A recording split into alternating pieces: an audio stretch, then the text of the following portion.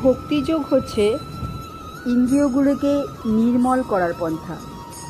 ভব সংসারে বর্তমান সময়ে ইন্দ্রিয় তর্পণে নিরত থাকার ফলে মায়াবদ্ধ জীবের ইন্দ্রিয়গুলি সর্বদা কলুষিত হয়ে থাকে, কিন্তু ভক্তিযোগ অনুশীলন করার ফলে এই সমস্ত ইন্দ্রিয়গুলি নির্মল হতে থাকে এবং অবশেষে যখন পূর্ণ নির্মল হয় তখন তারা সরাসরিভাবে পরমেশ্বর ভগবানের সংস্পর্শে আসে এবং মায়াবদ্ধ বিষয়াসক্ত জীবন থেকে সে মুক্তি পায়।